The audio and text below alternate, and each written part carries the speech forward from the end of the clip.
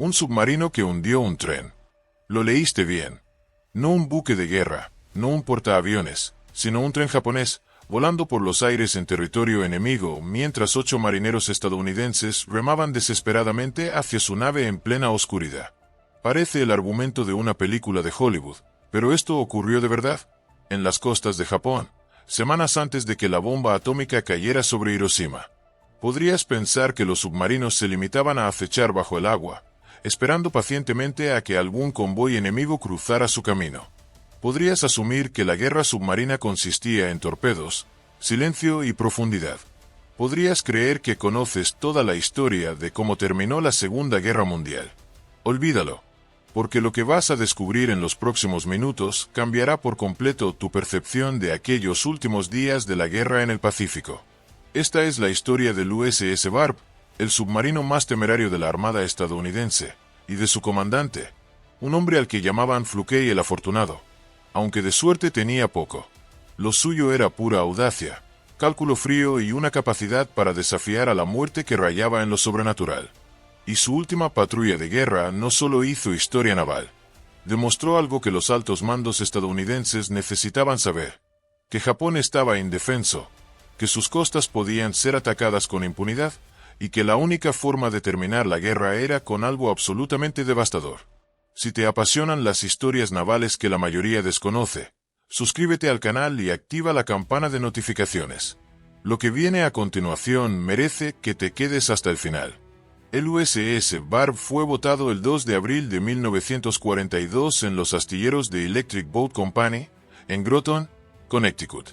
Era un submarino de la clase Gato, el diseño estándar de la flota submarina estadounidense durante la guerra.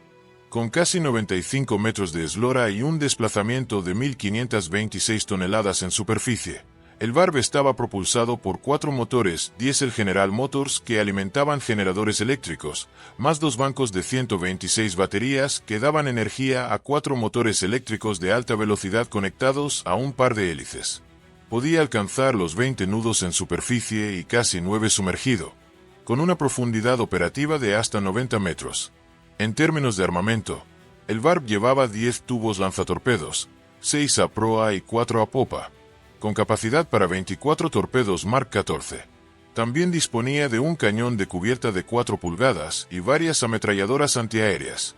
Pero más allá de sus especificaciones técnicas, el Barb no era particularmente especial en términos de construcción. Docenas de submarinos similares habían salido de los astilleros estadounidenses. Pero los submarinos, como los barcos de cualquier tipo, adquieren su carácter a través de quienes los tripulan. Durante sus primeras patrullas, el Barb operó en aguas del Atlántico, participando incluso en la Operación Torch, la invasión aliada del norte de África en noviembre de 1942. Sin embargo, fue transferido al Pacífico en 1943, donde encontraría su verdadero destino. Las primeras patrullas en el Océano Pacífico resultaron relativamente tranquilas, sin mayores éxitos que mencionar. Todo cambió cuando un nuevo comandante asumió el control del navío en mayo de 1944. Eugene Bennett Flunkey había nacido en Washington, D.C. el 5 de octubre de 1913. Se graduó de la Academia Naval de los Estados Unidos en 1935, pero lo que realmente lo distinguía no era su formación académica, era su mentalidad. Flunkey había sido un Eagle Scout, el rango más alto en los Boy Scouts de América, y esa experiencia forjaría una filosofía que aplicaría durante toda su carrera militar. No tenemos problemas, solo soluciones. Esta frase, aparentemente simple, definiría el espíritu del Barb bajo su mando. Cuando Flunkey asumió el control del submarino, la guerra en el Pacífico estaba en un punto de inflexión. Los estadounidenses habían comenzado su implacable campaña de salto de islas, arrebatando territorio tras territorio al imperio japonés. Las Marianas habían caído, Iwo Jima había sido conquistada a un costo terrible, y Okinawa se había convertido en un infierno de sangre donde murieron decenas de miles de soldados de ambos bandos. Cada isla tomada acercaba a los aliados al territorio sagrado de Japón, pero también aumentaba las bajas de manera exponencial. Los comandantes estadounidenses estaban profundamente preocupados. Si Okinawa había costado casi 100.000 bajas aliadas, ¿cuántas vidas cobraría una invasión del propio Japón? Las estimaciones variaban, pero todas eran terroríficas. Algunas hablaban de cientos de miles de muertos, otras de más de 1 millón. Y los japoneses no mostraban ninguna señal de rendirse. Sus pilotos kamikazes seguían estrellándose contra los buques estadounidenses con una determinación que rozaba lo incomprensible para la mentalidad occidental. El código del Bushido no contemplaba la rendición. La muerte era preferible al deshonor. En este contexto, el USS Barb comenzó sus patrullas bajo el mando de Fluckey. Y desde el primer momento, quedó claro que este no era un comandante convencional. La octava patrulla del Barb, la primera con Fluckey al mando, estableció el tono de lo que vendría. Operando en el mar de Ojotsk y las aguas cercanas a las Islas Kuriles, el submarino hundió 5 buques enemigos y varios sampanes. El 31 de mayo de 1944, en apenas unas horas, el Barb envió al fondo del mar los cargueros japoneses Koto Maru y Madras Maru. No era un comandante que se conformara con esperar a que los blancos vinieran a él. Fluckey buscaba activamente a sus presas, navegando en aguas peligrosas donde otros capitanes no se habrían atrevido a entrar. Las patrullas 9ª y 10ª fueron igualmente productivas, pero fue su 11ª patrulla, entre diciembre de 1944 y febrero de 1945, la que lo catapultó a la leyenda. Esta vez, el Barb operaría junto con otros 2 submarinos, el USS Kempis y el USS Pikuda, formando lo que se conocía como manada de lobos, la táctica de ataque coordinado que los alemanes habían perfeccionado en el Atlántico. El 8 de enero de 1945, las 3 naves interceptaron un convoy japonés de 9 mercantes y petroleros en el estrecho de Formosa. Fluckey atacó con su característica agresividad, hundiendo 4 de los buques enemigos en una batalla nocturna que se prolongó durante 2 horas. Sin embargo, las semanas siguientes resultaron frustrantes. Los japoneses habían aprendido de sus errores y habían cambiado drásticamente sus patrones de movimiento. Fluckey había observado que los convoys japoneses habían cambiado sus patrones de movimiento. En lugar de navegar de noche, cuando eran más vulnerables a los submarinos, ahora se refugiaban en puertos costeros de China al caer el sol. Esto presentaba un problema aparentemente insoluble. ¿Cómo atacar a un convoy anclado en un puerto protegido, en aguas demasiado poco profundas para que un submarino pudiera maniobrar con seguridad? La respuesta de Fluckey fue tan audaz que rayaba en la locura. El 22 de enero de 1945, sus vigías avistaron humo en el horizonte. Siguiendo las señales, Fluckey confirmó lo que sospechaba. Un convoy masivo se había refugiado en el puerto de Namquan, en la costa china. Eran más de 30 buques, anclados en formación, custodiados por escoltas y protegidos por campos de minas. El agua tenía apenas 9 metros de profundidad en algunos puntos, menos que la altura de la vela del Barb. Un submarino convencional se habría alejado. Fluckey ordenó preparar el ataque. En la oscuridad más absoluta de la madrugada del 23 de enero, el Barb se deslizó silenciosamente hacia el puerto. Navegando en superficie para evitar las minas sumergidas, Fluckey guió a su nave a través de canales sin cartografiar, sorteando rocas y obstáculos que podían desgarrar el casco de acero en cualquier momento. Cuando finalmente tuvo a los buques enemigos en su punto de mira, dio la orden. Los 6 tubos de proa escupieron sus torpedos hacia la masa de barcos anclados. Mientras los proyectiles surcaban el agua, Fluckey giró el Barb y disparó los 4 tubos de popa. 8 de los 10 torpedos encontraron sus blancos. El puerto se convirtió en un infierno de fuego y explosiones. Un gran buque de municiones voló por los aires, iluminando toda la bahía. 3 barcos se hundieron inmediatamente. Otros 3 quedaron gravemente dañados. Pero el verdadero desafío comenzaba ahora. El Barb tenía que escapar a través de las mismas aguas traicioneras por las que había entrado, ahora perseguido por escoltas enfurecidos. Fluckey ordenó máquina adelante toda, sobrecargando los motores al 150% de su capacidad. El submarino alcanzó velocidades nunca antes registradas para una nave de su tipo, aproximadamente 23 nudos, mientras esquivaba torpedos enemigos y navegaba por aguas donde cualquier error significaba la muerte. Tardaron más de 1 hora en alcanzar profundidades seguras. Cuando finalmente pudieron sumergirse, un avión japonés apareció sobre ellos. Habían escapado por segundos. Por esta acción, Eugene Fluckey recibió la Medalla de Honor, la máxima condecoración militar estadounidense. El VARB obtuvo la mención presidencial de unidad. Pero Fluke no había terminado. Si estás disfrutando esta historia de audacia y valentía, te invito a suscribirte ahora mismo. Lo que viene a continuación es aún más increíble, y no querrás perdértelo. Cuando el VARB regresó a puerto para reabastecerse y repararse, Fluke tenía una solicitud poco convencional para los astilleros de Mare Island. Quería que le instalaran un lanzacohetes. Los técnicos lo miraron con escepticismo, pero accedieron.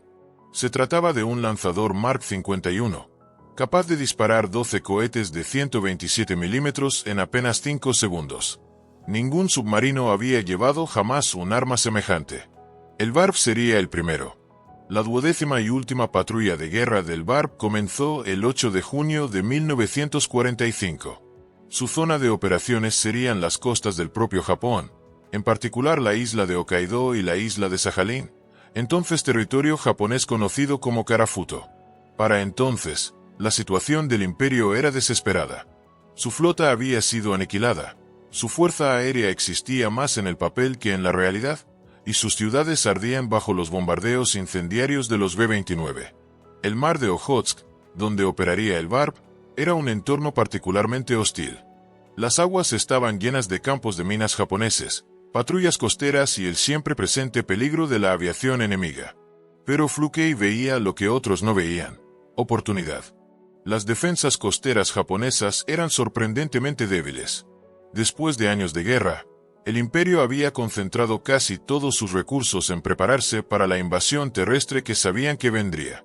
Sus cañones costeros eran escasos, sus patrulleras estaban dispersas, y su capacidad de respuesta rápida era casi inexistente. Esta sería la clave que Fluke explotaría sin piedad. El 21 de junio, el VARB llegó a su zona de patrulla. Ese mismo día, hundió 2 pequeños remolcadores japoneses con fuego de cañón. Al día siguiente, poco antes de las 3 de la madrugada, Fluke dio la orden que inauguraría un nuevo capítulo en la historia de la guerra submarina. El VARB emergió a menos de 2 kilómetros de la costa de la ciudad de Shiri, en el noreste de Hokkaido, y disparó una salva de 12 cohetes contra las fábricas del centro urbano. El rugido de los cohetes rasgó el silencio de la noche. Las explosiones iluminaron el cielo mientras los proyectiles impactaban contra edificios industriales, almacenes y depósitos. Los japoneses, completamente sorprendidos, creyeron que estaban siendo atacados desde el aire.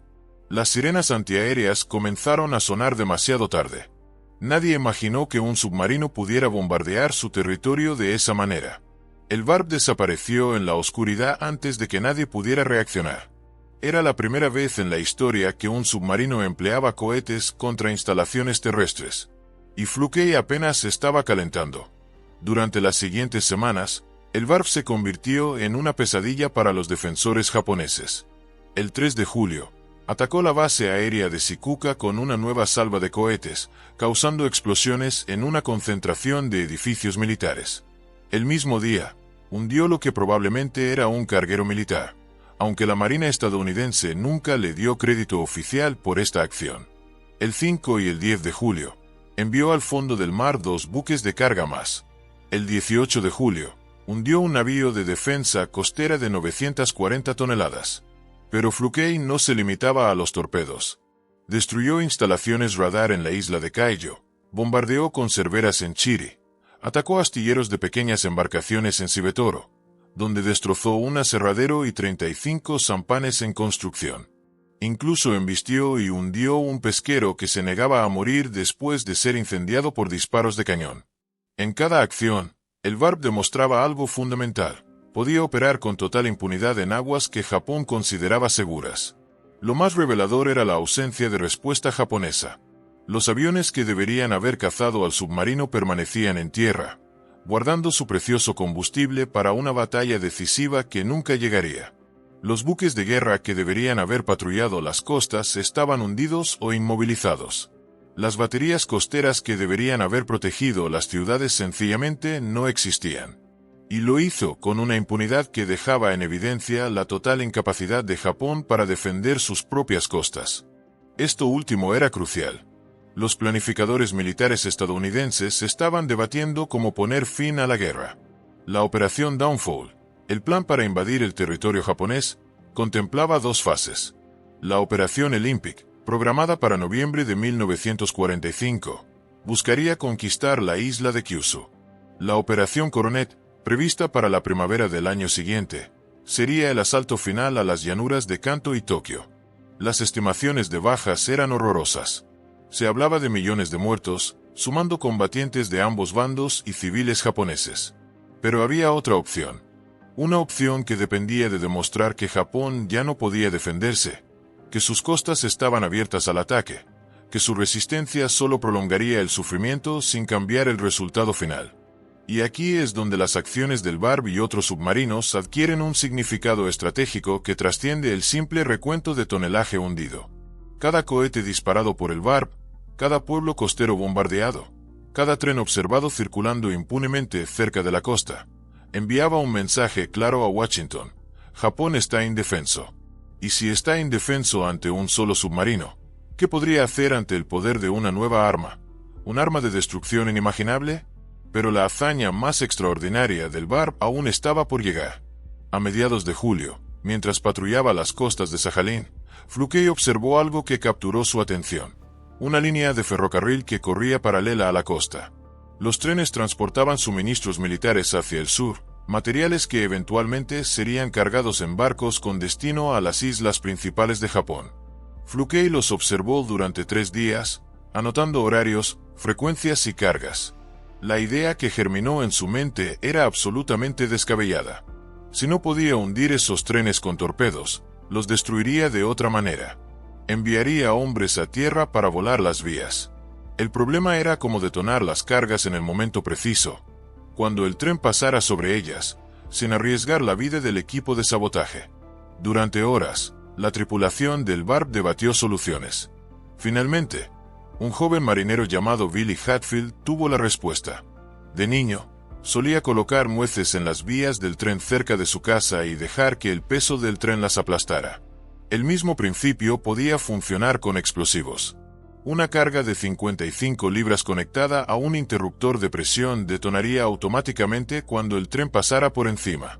Fluke estableció sus propios criterios para seleccionar al equipo de sabotaje. Quería hombres solteros, para que ninguna esposa quedara viuda si algo salía mal. Quería representantes de todos los departamentos del submarino, para que la gloria se compartiera equitativamente. Y sobre todo, quería antiguos Boy Scouts. Fluke sabía, por experiencia propia, que los Scouts estaban entrenados para orientarse en terreno desconocido y resolver problemas bajo presión. Todos los miembros de la tripulación se ofrecieron voluntarios. Solo 8 fueron seleccionados: el suboficial de artillería Paul G. Saunders, el electricista de tercera clase Billy R. Hatfield, el señalero de segunda clase Francis Neal Sever, el cocinero de primera clase Lawrence W. Newland, el torpedista de tercera clase Edward W. Glenn-Smith, el maquinista de segunda clase James E. Richard, el maquinista de primera clase John Marcuson, y el teniente William M. Walker, quien lideraría la operación en tierra. El propio Fluke quiso liderar la misión, pero sus oficiales lo disuadieron con una amenaza que no podía ignorar. Si intentaba ir, enviarían un mensaje al Comando de Submarinos del Pacífico denunciando su conducta. Un comandante debía quedarse con su nave. Incluso un prisionero de guerra japonés que tenían a bordo pidió participar, prometiendo no intentar escapar. Su solicitud fue denegada, pero su entusiasmo reflejaba el espíritu extraordinario que reinaba en aquel submarino. La medianoche del 23 de julio de 1945, el BARB emergió a menos de 1 kilómetro de la costa de la Bahía de Paciencia, en la isla de Sajalín. Los 8 saboteadores cargaron su equipo en 2 botes inflables y comenzaron a remar hacia la playa. Fluke les dio una última instrucción. Muchachos, si quedan atrapados, diríjanse al norte, hacia Siberia. 130 millas siguiendo las montañas. Buena suerte. Los hombres alcanzaron la costa sin ser detectados. Arrastraron los botes inflables hasta la maleza y los ocultaron cuidadosamente. 2 marineros, Saunders y un compañero, se quedaron custodiando los botes y vigilando la playa mientras los otros 6 avanzaron tierra adentro. La oscuridad era casi total, pero los antiguos Boy Scouts del grupo guiaron a sus compañeros a través de un terreno desconocido y potencialmente mortal. cruzaron un pantano de juncos que les llegaba a la cintura, saltaron una carretera sin ser vistos, y finalmente llegaron a las vías del tren. El terraplén se elevaba sobre el terreno circundante, ofreciendo cierta protección visual, pero también haciendo más difícil el trabajo. Comenzaron a cavar entre los rieles para colocar la carga. El ruido de las palas y picos les preocupaba profundamente en el silencio de la noche, así que pronto cambiaron a un trabajo más silencioso con las manos desnudas, arañando la grava y la tierra. Entonces, sin previo aviso, un tren apareció en la oscuridad, acercándose a toda velocidad.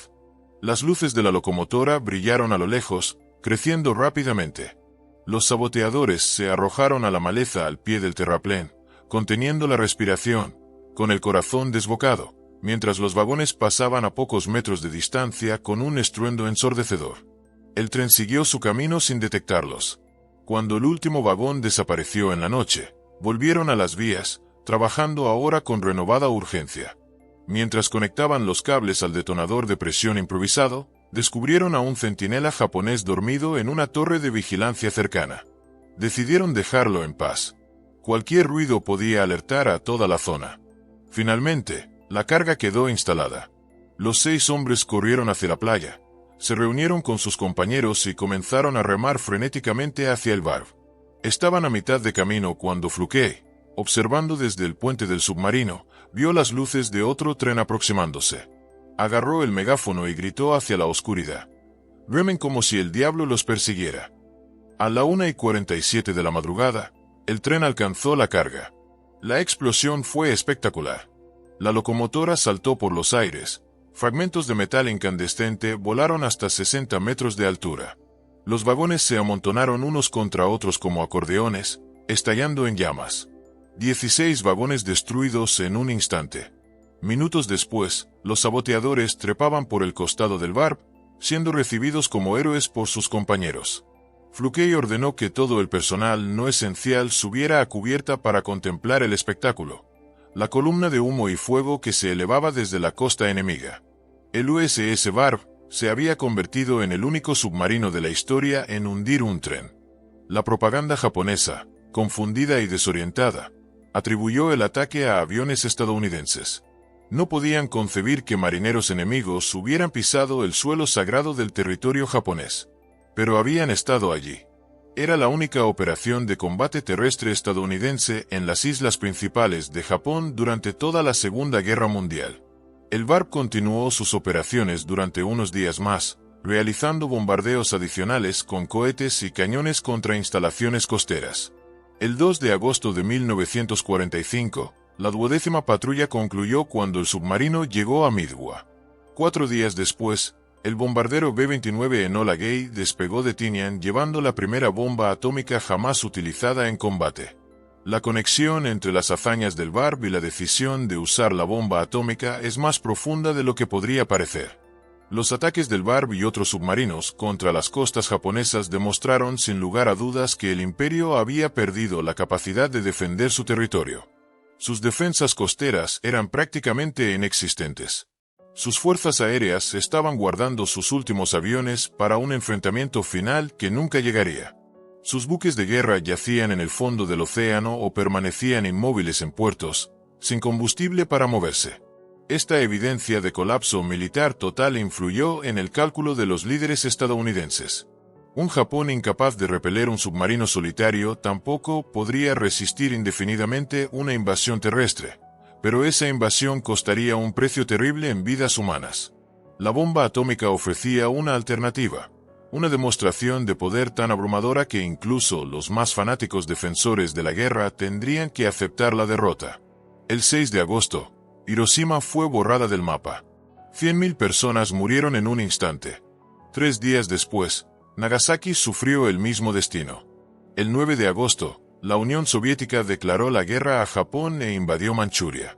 El 15 de agosto, el emperador Hirohito anunció la rendición incondicional de Japón. La guerra había terminado. El USS Barb emergió de la Segunda Guerra Mundial con uno de los historiales más impresionantes de cualquier submarino estadounidense. Se le acreditaron oficialmente 17 buques enemigos hundidos, con un tonelaje total de 96.628 toneladas. Entre sus víctimas se contaba el portaaviones de escolta Unyo. Había recibido 4 menciones presidenciales de unidad y una mención de la unidad de la Marina.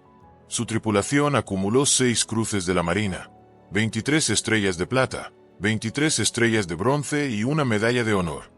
Pero había una condecoración que ningún miembro de la tripulación del Barb recibió jamás mientras sirvió bajo el mando de Fluke: el corazón púrpura, otorgado a quienes resultan heridos o muertos en combate.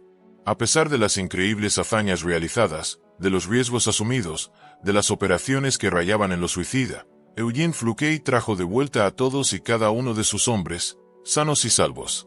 Cuando se le preguntaba cuál de todos sus logros lo hacía sentir más orgulloso, Fluke siempre respondía lo mismo: que ninguno de sus muchachos tuvo que recibir esa medalla. Fluke continuó su carrera naval después de la guerra, alcanzando el rango de contraalmirante antes de retirarse en 1972. Escribió sus memorias, tituladas Thunder Below, donde relató las aventuras del Barb con el mismo espíritu que las había vivido. Murió el 28 de junio de 2007, a los 93 años de edad. El propio Barb tuvo un destino menos glorioso. Después de la guerra, fue descomisionado y posteriormente transferido a la Armada Italiana en 1954, donde sirvió con el nombre de Enrico Tazzoli. En 1972, fue vendido como chatarra por apenas $100.000. Fluke lamentó profundamente que la tripulación no se hubiera enterado a tiempo. De haberlo sabido, aseguró, habrían reunido el dinero para comprar el submarino y convertirlo en un barco museo. La bandera de batalla del Barb, con sus símbolos de victorias que incluyen el único tren jamás hundido por un submarino, se conserva actualmente en el Museo y Biblioteca de la Fuerza Submarina en Groton, Connecticut. Y en octubre de 2020, el secretario de la Marina anunció que un futuro submarino de la clase Virginia, el SSN-804, llevará el nombre de USS Barb, honrando el legado del submarino original. La historia del USS Barb nos recuerda algo fundamental sobre la naturaleza de la guerra y del ingenio humano.